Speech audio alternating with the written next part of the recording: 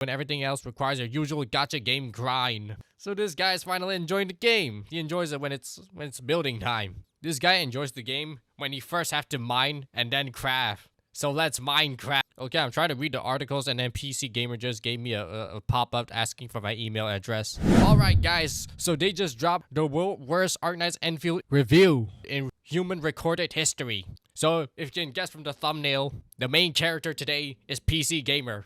Not literally all of us PC gamers, but the game journalist PC Gamer. So over here, they made like an article or like a review of Arknights Endfield, and it goes something like this. Maybe I should just buy Factorio. I would like Arknights Endfield a lot more if it would stop trying to be like Genshin Impact and just let me build. So a lot of people like don't like the factory system. This guy's like on the opposite. He likes the factory system, doesn't want to play the 5th Genshin in a row. Maybe this guy should play Minecraft and start making some redstone tutorials too. And then over here he says, "Leave me alone, I have quotas to hit." And then he attached a picture of Enmin over here. He starts off by rage baiting by saying Arknights Endfield is like Genshin Impact.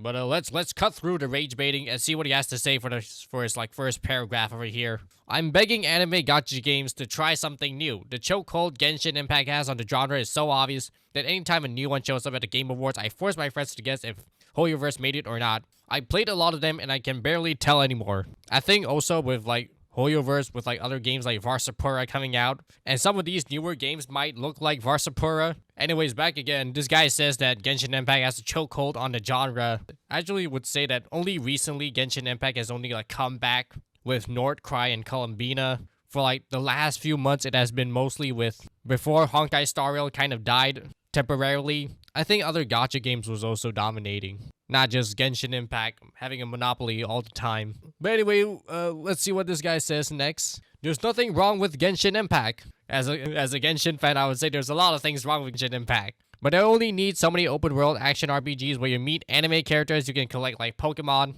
and most of the copycats don't have anything else going on. Arknights Endfield, however, does have something else going on. Surprisingly robust factory building. I can't name another gacha game where you mine raw materials, process them in a maze of conveyor belts. Factorio always looked like a game I would never click with, but Enfield has turned me into that kind of person who can spend 4 hours reorganizing their base just to make it slightly more efficient. Now, I do agree with this one. I think the factory system is a little weird at first, but then after some time, it gets a little bit addicting, you know? It does feel like a separate game of its own. Like leveling up the characters is one game, and then playing the factory is also another game. The problem now is that I like the factory building so much that I'm disappointed when N interrupts it to make me play most of its sad sci-fi Genshin Impact style adventure with characters that made me want to turn the sound off.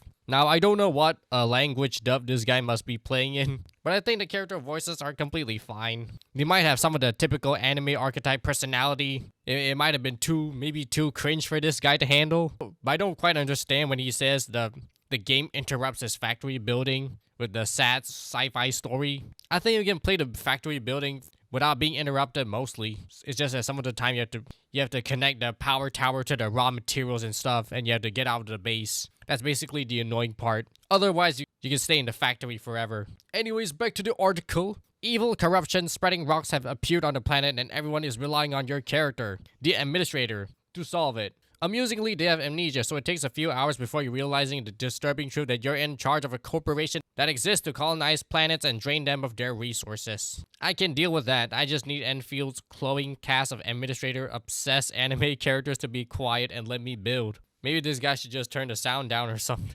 Enfield's main storyline is written as if it's worried you'll turn it off if someone doesn't remind you that you're the only one in the world who knows how to fight rock monsters with a team of 4 characters and their special abilities. Okay, so maybe this guy just thinking the main characters are kind of like Mary Sue in a bit. I'll be surprised if that's true, because that's really not that complicated. Much like Genshin Impact, you basically spam skills at spongy enemies and dodge out of their attacks until they die. Your team can set up combos by debuffing enemies with different elements, but at least for the story missions, you don't really need to do all that to get by. I would forgive Enfield for borrowing so much from Genshin Impact if it at least let me do more of the factory building before dragging me back into the most forgettable anime episode ever. What's worse is that even when it does, it's all a drip of feed of tutorials for content it taught you no less than 15 minutes before. There's hand holding and there's whatever the hell Enfield is doing, where it barely trusts me to know how to close a window without enough explanations. All of it unnecessary when the factory building couldn't be any easier to do. When you're running around in third person or using the top-down view to select and place buildings, I have no experience playing these games, and it made sense to me within minutes. Alright, so maybe this guy did not like all the over-explaining with the tutorials and stuff. I think with the factory system, they also have like a forced tutorial mode. I think they fixed it already. They have the little gray button that just says that you already know how to do it, and you can just collect the rewards and experience, so you're not locked behind tutorials anymore. I didn't notice that too at first until I saw it on Twitter,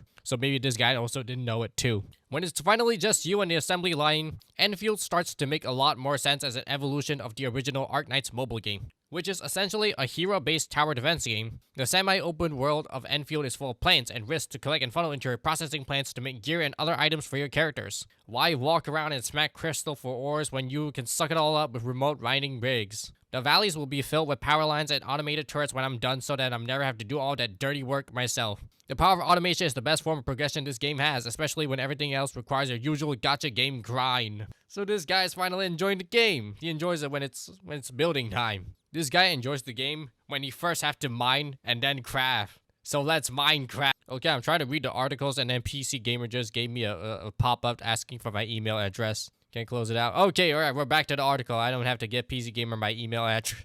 It's kind of horrific to watch a planet that is already dying to evil rocks get subsumed by the machine of industry. You bet. Is it also unbelievably satisfying to construct the most efficient base as possible and watch the materials flood in? Absolutely. I don't even know what it's all for, but the numbers keeps going up. Inevitably, I'm thrown back into the more mission where I have to endure more anime nonsense fighting gas mask bandits from Mad Max Fury Road, and I question if Enfield is really worth it. Alright, so anime fights, not really this guy, not really for this guy. Every time I open a menu, I'm reminded how manipulative these games can be, with their pages and pages of minor tasks to complete, so you feel like you have a fighting chance of not having to spend real money, even though what you're doing is more likely to cause fatigue than fun. It's exhausting just to look at, and even worse to actually engage with once the story mission runs dry and you're forced to grind until the new ones come. I often think about how great Hoyoverse games would be if they weren't gacha games. That's what a lot of people think. Honkai Star Rail is an excellent turn-based sci-fi RPG with a sharp sense of humor that made me laugh more than most games I played. Zenless Zone Zero and Genshin Impact's character design are more fun, expressive, and then a lot of action games. But they're all designed to be uphill battles against the looming threat of having to relinquish your credit card. Enfield really isn't that different. It's a getaway drug to a factory building buried underneath an experience that is desperate to appeal to the same people who log into Genshin Impact every day.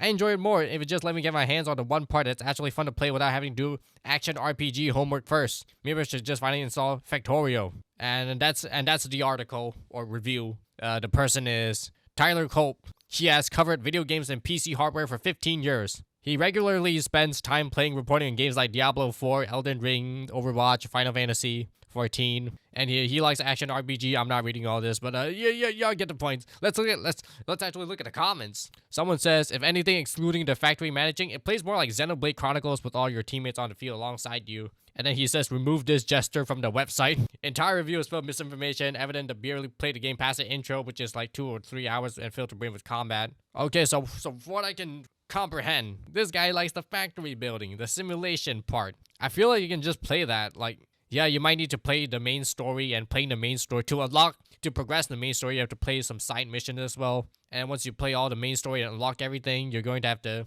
keep playing the main story until unlock the next region and stuff, so you can get the factory on the next region. I think that's not too hard. I mean, there's a skip button. If you really want to speedrun all the story, you can do that. And plus, playing the factory, if you're just playing the factory, you don't even need gacha. You don't even need to participate in the gacha. You don't even need the characters. Like, it's basically a free factory game. Like, if you want to play that way, it works out too. I guess for the average gamer, Arknights Endfield is essentially just Genshin 5. Yeah, it's the year 2026 and we have invented Genshin Impact again. But I don't know. I think this guy just needs to play more of the game and at least play until like finish Valley 4 before he makes a review. But anyway, guys, I just wanted to like talk about this PC gamer stuff. I'll see y'all next time.